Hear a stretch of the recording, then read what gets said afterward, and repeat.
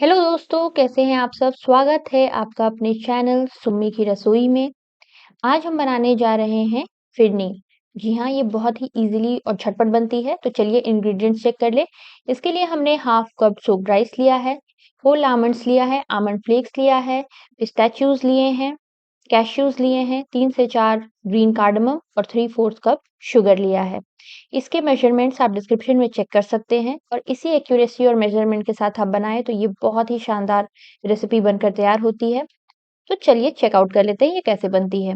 सबसे पहले हम एक पतीला लेंगे, उसमें हमने 1.5 लीटर दूध डाला है। दूध डालने के बाद हमें इसे बॉईल करना है। यहाँ मैंने टोन्ड मिल्क यूज किया है और उसकी मलाई भी यूज करी है। फुल क्रीम मिल्क भी आप यूज कर सकते हैं और मलाई अगर आप स्किप करना चाहते हैं तो ये टोटली आपके ऊपर डिपेंड करता है। सबसे पहले हम मिल्क को अच्छे से बॉईल कर लेंगे, उसके बाद हमें इसे 8 से 9 मिनट औंटना है। जब मिल्क हमारा थोड़ा-सा रिड्यूस हो जाए, तो उसके बाद हम इसमें बाकी के जो इंग्रीडिएंट्स हैं वो ऐड करेंगे। बीच-बीच में आप इसे स्टर करते रहें कि ये मिल्क जो है वो पतीले में लगे ना।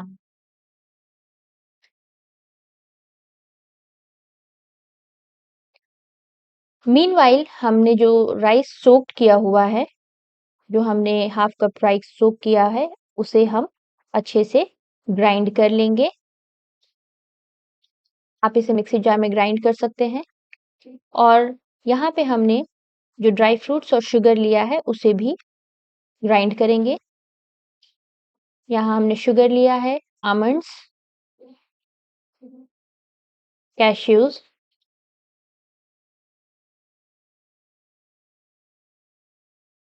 और 4 ग्रीन कार्डमम ऐड करके इसका एक फाइन पाउडर बना लेंगे।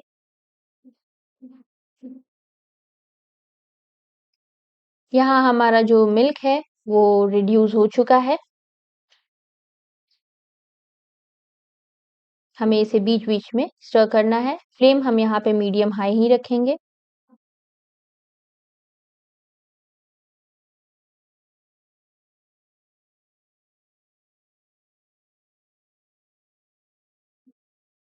यहाँ आप देख सकते हैं, जो ड्राई फ्रूट और शुगर था उसका हमने फाइन पाउडर तैयार कर लिया है। इसे हम साइड में रख देंगे और यहाँ हमारा जो राइस था उसका भी हमने फाइनली इसे ग्राइंड कर लिया है। आप चाहें तो पिन रोल या फिर मिक्सर ग्राइंडर में कैसे भी आप ग्राइंड कर सकते हैं। यहाँ पे जब हमारा मिल्क रिड्यूस हो जाए तो हम यहाँ पे फॉक्सनट ऐड करेंगे। ड्राई फ्रूट्स आप टोटल आपके ऊपर डिपेंड करता है कि आप कितना ड्राई फ्रूट्स इसमें डालते हैं और क्या आपको पसंद है उसे अकॉर्डिंगली आप एडजस्ट कर सकते हैं। फॉक्सनट डालने के बाद हमें इसे स्टर करना है। थोड़ा-सा कुक होने देना है 2 से 3 मिनट। उसके बाद हमने जो राइस ग्राइंड किया हुआ था, वो हम इसमें ऐड करेंगे। स्लोली-स्लोली हम इसमें ऐड करेंगे और इसे चलाएँगे ताकि जो हमारा राइस है वो नीचे लगे ना। फ्लेम यहाँ हमारा मीडियम हाई ही रहेगा। अब राइस को हमें 7 से 8 मिनट कुक कर लेना है। चूँकि राइस एकदम फाइनली ग्राइंड है तो ये बहुत ही जल्दी झटपट कुक हो जाता है। इसका बहुत ही सूदिंग टेक्सचर आता है, बहुत ही स्मूथ फिरनी ये बनती है, बहुत ही लाजवाब बनती है। आप इसे ज़रूर ट्राई करिएगा। आप इसे ठंडा-ठंडा भी खा सकते हैं रेफ्रिजरेट करके या फिर आप नॉर्मल टेम्परेचर में जैसे भी आप चाहें, आप इसे ट्राई करें और एन्जॉय करें। यहाँ राइस जो है हमारा 7 से 8 मिनट कुक हो चुका है। हम इसे रेगुलर इंटरवल पे चलाते रहेंगे। 7 से 8 मिनट राइस हो जाने के बाद हमने जो फाइनली पाउडर्ड जो शुगर और ड्राई फ्रूट्स के थे वो स्लोली-स्लोली इसमें ऐड करेंगे।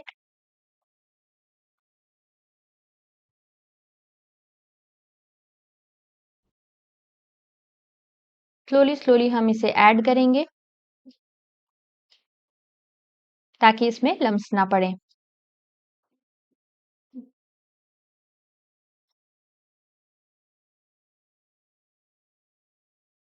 और इसे भी हमें 7 से 8 मिनट अच्छे से कुक कर लेना है।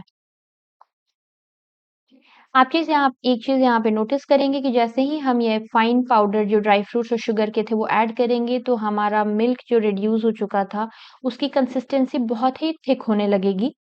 बस हम इसे 7 से 8 मिनट कुक करेंगे और हमारा परफेक्ट फिरनी बनकर रेडी हो जाएगा। यहाँ पे मिल्क हमारा अच्छे से रिड्यूस हो चुका है और कंसिस्टेंसी जो है थिकर साइड पे होने लगी है। यहाँ पे हमने सैफरन ऐड करा है, जो हमने वार्म मिल्क में सोक करके हाफ एन आवर अगो रखा था। आप अगर आपके पास सैफरन ना हो तो आप स्किप कर सकते हैं, आप लेमन येलो कलर भी डाल सकते हैं। सैफरन डालने से बहुत ही अच्छा फ्लेवर और कलर आता है फिरनी का।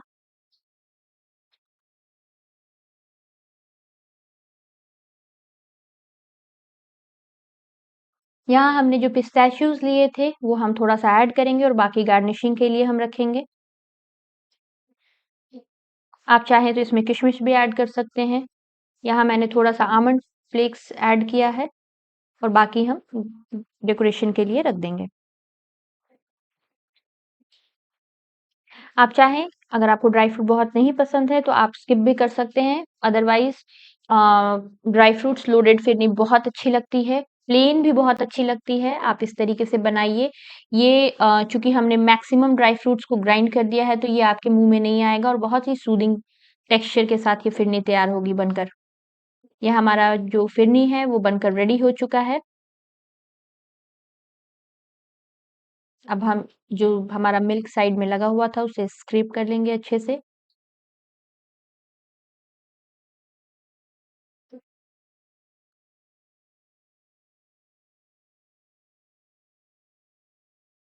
और बस यहाँ पे हम गैस को टर्न ऑफ करेंगे और ये फिरनी को 5 से 8 मिनट रेस्ट होने के लिए छोड़ देंगे। अगर आपको ये रेसिपी अच्छी लगे तो चैनल को लाइक करें, शेयर करें, सब्सक्राइब करें। हमारा ये रेस्टिंग टाइम ओवर हो चुका है। यहाँ हमारा फिरनी जो है वो रेस्ट हो चुका है। अब हम यहाँ पे सर्व करेंगे और ये परफेक्ट फिरनी बनकर हमारा रेडी है। इसे आप खाइए, एन्जॉय करिए।